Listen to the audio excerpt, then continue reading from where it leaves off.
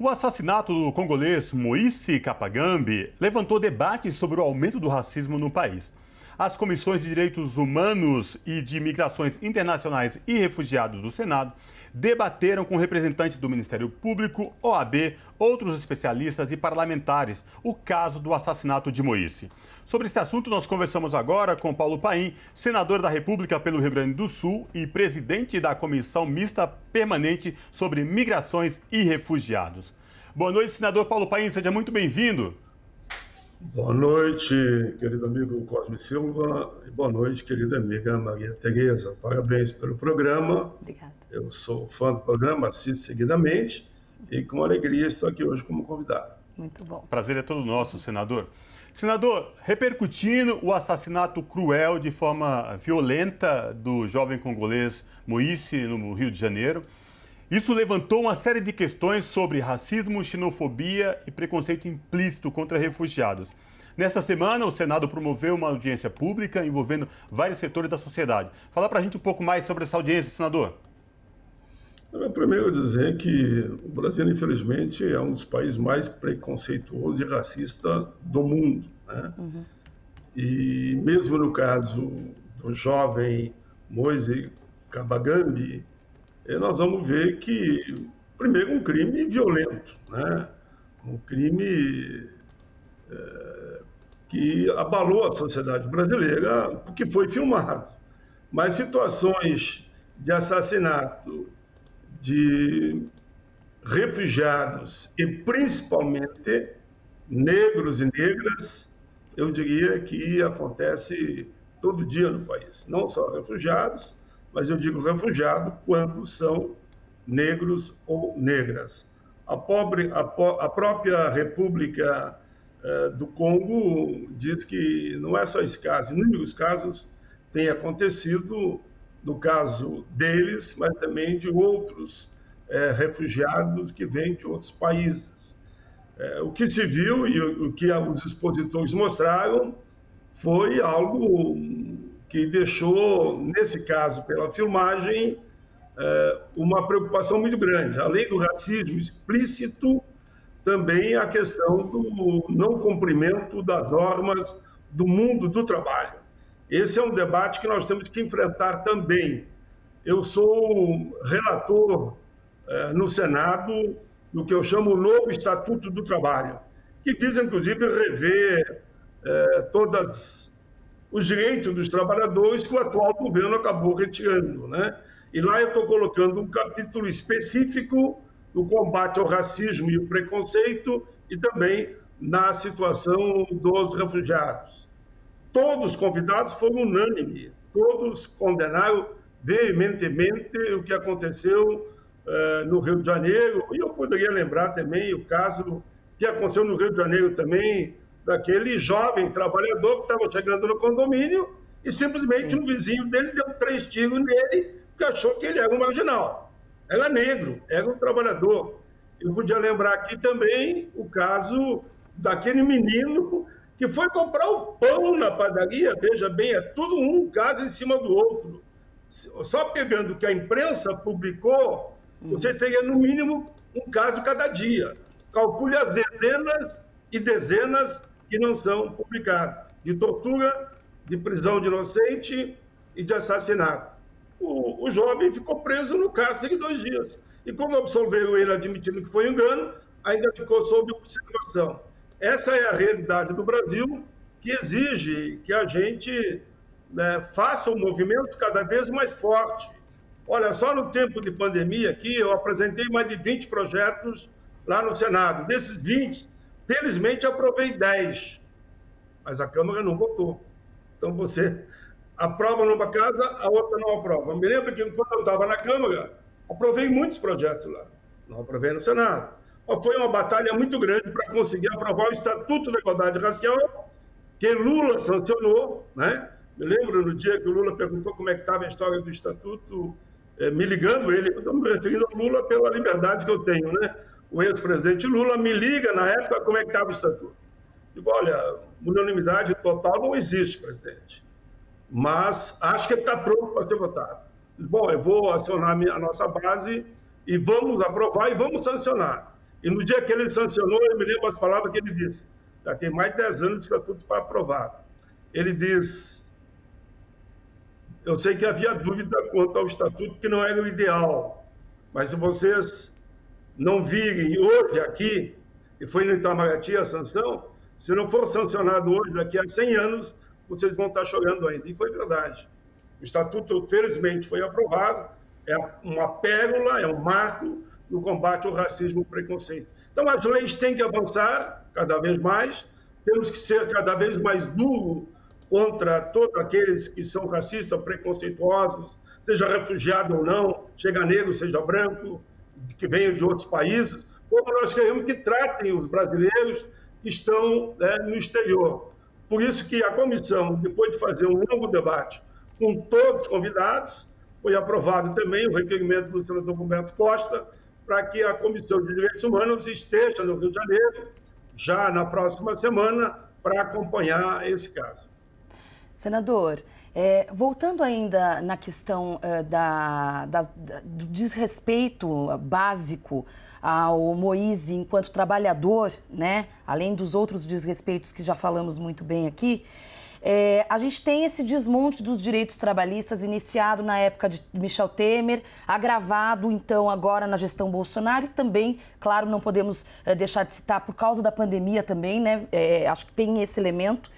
Mas a minha pergunta para o senhor agora vai no seguinte sentido: o quanto esta precarização que a gente vem vendo ser escalada, né, nos últimos anos dos direitos trabalhistas, o quanto ela se relaciona com a vulnerabilidade de um imigrante que já chega em condições bastante precárias também no país? Tem toda uma relação. Infelizmente, começa logo que Dilma, pelo ato arbitrário de força retirada do poder, Temer, que é o seu vice, começou a fazer o desmonte do mundo do trabalho. É uma área que eu atuo muito, né? E a partir daí, a continuidade do governo atual, inventaram a tal do carteira verde e amarela, com muita resistência, nós conseguimos fazer com que ela não fosse aprovada no Congresso, mas assim mesmo eles foram desarticulando pontualmente inúmeros direitos, como criando trabalho intermitente. É uma vergonha tal trabalho intermitente. Tu fica à disposição do empregador durante quantas horas ele entender que ele quer, te chama aqueles minutos lá, ou aquelas horas, te paga só as horas, que pode ser até menor que o salário mínimo, e, consequentemente, você não tem direito algum. Esse é só um exemplo. Outro exemplo é o desmonte da estrutura dos fiscais do trabalho. Cada vez mais eles tiram o orçamento, não fazem novos concursos, para que os fiscais do trabalho possam, então, visitar e autuar todas as áreas. Por isso que o Brasil ainda hoje é um dos países que mais tem trabalhadores escravos. Trabalhadores escravos. E esse caso, voltando exatamente como você falou, do Moise é isso. Ele trabalhava lá, de bico, como eles dizem, sem nenhum direito, foi reclamar R$200 e acabou sendo assassinado daquela forma covarde, que, pela forma que se deu o fato, 5, 6 pessoas batendo nele, e ainda a família, quando vai lá no Senado a nosso convite, ela diz que tem mais gente envolvida naquele ato criminoso. Então, o nosso dever, a partir do ano que vem, permita que eu diga assim, é revisar todas as maldades que eles fizeram no mundo do trabalho, eu digo não igual, mas olhar o que a Espanha fez e nós também aqui fazer uma revisão para garantir um trabalho digno, decente e com salário decente. É bom lembrar, já que falamos nesse assunto, que no governo Lula e Dilma, eu entro no parlamento com Lula, Olívio, exatamente na época ainda da Constituinte. Então eu fiz toda essa rota, né? E nessa rota eu vi de tudo. Trabalhamos muito com a Bené, quero mandar um abraço aqui a Bené, que está um pouquinho doente, fez uma operação da coluna. Nós percebemos que o salário mínimo, que aquele não é uma referência, principalmente para os mais vulneráveis, valia, quando chegamos lá, em torno de $60. Quando sai Lula e Dilma, chegamos a $350, porque nós fizemos uma política salarial chamada inflação mais PIB, que foi fundamental para esse crescimento. O governo atual simplesmente revogou a lei, acabou com a política que garantiu esse crescimento do salário mínimo, e o salário mínimo, que já valeu $350, na época de Dilma e Lula, hoje vale menos que $200. Então é fundamental revisar tudo isso, poder de compra, emprego, política no mundo do trabalho decente, que hoje, infelizmente, a forma como eles tratam o trabalho é como se fosse algo indecente. Não tem algo mais decente, mais digno que o mundo do trabalho, desde que se respeite uma legislação decente. É isso que nós queremos recuperar. Inclusive, com esse assassinato de forma cruel, com requintes de crueldade, violência, preconceito do jovem congolês Moise no Rio de Janeiro, até agora não vimos nenhum pronunciamento oficial por parte do governo federal, do presidente Jair Bolsonaro, da ministra Damares, da Família, dos Direitos Humanos, enfim. Mas, senador, o que eu quero perguntar para o senhor agora é que este assassinato do jovem congolês jogou luz a uma questão dos refugiados no Brasil. Muitos se questionam hoje se nós somos, de fato, um país acolhedor para refugiados. E quando sim, para refugiados brancos. Quando esse refugiado é negro, a situação é muito diferente. Eu queria que o senhor explicasse para a gente essa questão. Infelizmente, é um fato real, né? Se você ver o número de refugiados que tem no Brasil e você olhar, eu digo que já pode olhar pela imprensa, nem vou falar os casos que não aparecem. Quem é torturado, quem é assassinado, quem nos postos de trabalho nas empresas acaba ficando nos piores postos, as estatísticas mostram isso, fica nos piores lugares. E, recentemente, uma diretora do RH, assim chamado, de empresa, ela fez contato comigo e disse que vergonhosamente ela queria dar um depoimento. Claro, não vou falar o nome dela e nem a empresa, porque ela seria demitida de imediato. Ela foi chamada para dizer, olha, há um critério aqui, né? Tem que dar espaço para aquele que tem um chamado, na visão deles, uma boa apresentação, ou seja, branco de olhos azuis de preferência. E ela disse que, como ela tem uma simpatia pelos refugiados, e a questão dos refugiados, que é uma questão humanitária, né? Uma questão de amor, de dar ao próximo o direito a um trabalho decente, aí nós vamos evitar. Essa é a realidade no Brasil. O Brasil não recebe como deveria receber os seus refugiados, principalmente negros e negras. E por isso nós tivemos que criar no Congresso Nacional.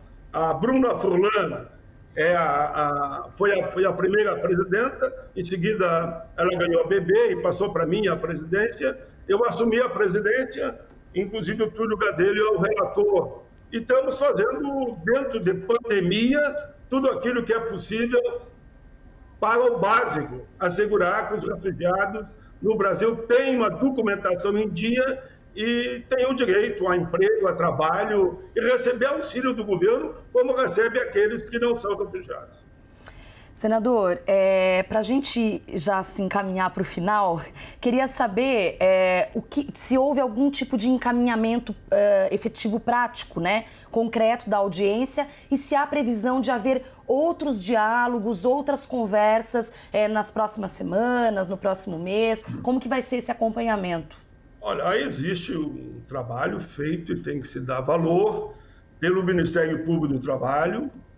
Há um trabalho feito pela UAB do Rio de Janeiro, estava lá o representante da UAB, que fez um belo depoimento, de forma muito contundente, e há o trabalho também das duas comissões, né, que estão olhando não só esse caso, porque nós temos que olhar esse caso, como olhamos o caso do Beto, que foi assassinado aqui no Carrefour, em Porto Alegre, e tantos outros casos no Brasil.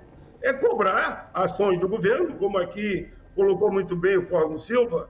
O governo não se posicionou uma vírgula, não disse exatamente nada, mas o Ministério Público do Trabalho, Comissão dos Direitos Humanos da UAB, Comissão do Congresso Nacional, Comissão, a se dizer também, da Câmara dos Deputados, todos estão acompanhando o caso, que está sob investigação ainda.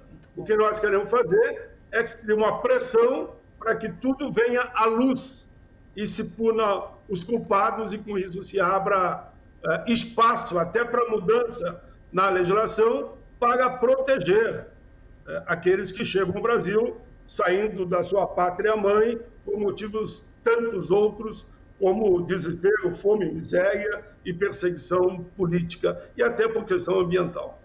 Muito bom, a gente espera. Deseja sorte aí no trabalho do senhor, dos colegas, e ainda bem que existem entidades e instituições atuantes, né, que podem fazer justamente esse trabalho. Senador Paulo Paim, senador da República pelo Rio Grande do Sul e presidente da Comissão Mista Permanente sobre Migrações e Refugiados. Senador, obrigada pela participação. Até uma próxima. Eu que agradeço. Um abraço, Cosmo. Um abraço, Maria. Parabéns pelo programa. Abraço. Muito bom. Valeu. Obrigado.